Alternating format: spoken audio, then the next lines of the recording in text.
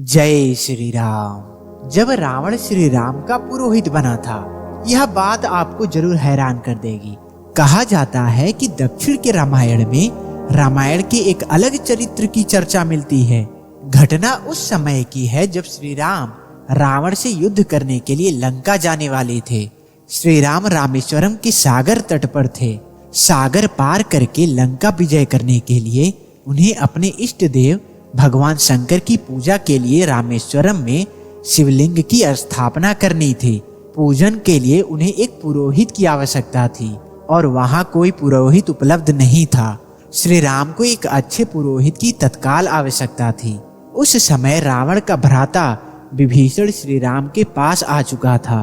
उसने श्री राम को रावण को पुरोहित बनाने का सुझाव देते हुए कहा था कि रावण शिव जी का महान भक्त है और इन अनुष्ठानों के नियम के बारे में भली भांति जानता है, अतः उसे आमंत्रित करना चाहिए।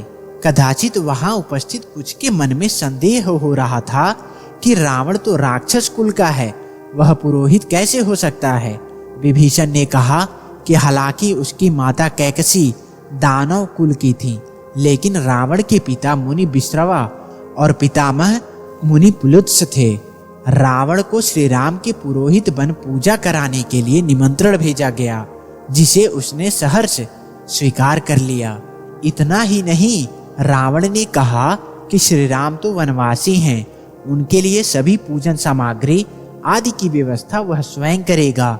रावण ने श्री राम को कहा कि आप विवाहित हैं और ऐसे अनुष्ठान में श्री राम की पत्नी का होना अनिवार्य होता है, उनके बिना पूजन संपन्न नहीं हो सकता है। राम ने कहा कि मैं सीता जी की प्रतिमा बनाकर पूजा कर सकता हूँ। रावण ने कहा कि वह पूजन में विकल्प को स्वीकार नहीं करेगा। श्री राम ने कहा कि आप पुरोहित हैं और पत्नी की अनुपस्थिति में विकल्प बताना पुरोहित का धर्म होता है। रावण ने सीता को पूजन स्थान पर लाने की व्यवस्था की और कहा कि पूजा के बाद उन्हें लंका वापस जाना होगा। सीता जी श्री राम के साथ पूजा पर बैठ गईं। रावण ने विधि विधान से पूजा संपन्न करवाया। पूजा के बाद श्री राम और सीता जी दोनों ने पुरोहित रावण का चरण स्पर्श करके उससे आशीर्वाद लिया। रावण ने श्री राम को विजयी भव और सीता जी को सुमंगली भव का आशीर्वाद दिया था। रावण न सिर्फ महान शिव भक्त था, बल्कि वह एक विद्वान भी था। इसलिए जब वह रणभूमि में श्री राम द्वारा परास्त होकर मृत्यु के निकट था, तो श्री राम ने अपने भ्राता लक्ष्मण को उसके निकट जाकर उसके चरण स्पर्श कर उससे कुछ ज्ञान प्राप्त करने के लिए कहा था। जब लक्ष्मण ने रावण से शिक्षा ले ली, तब श्री राम भी रावण के पास गए। तब रावण की आत्मा उसके शरीर से निकलकर श्री राम में प्रवेश कर गई।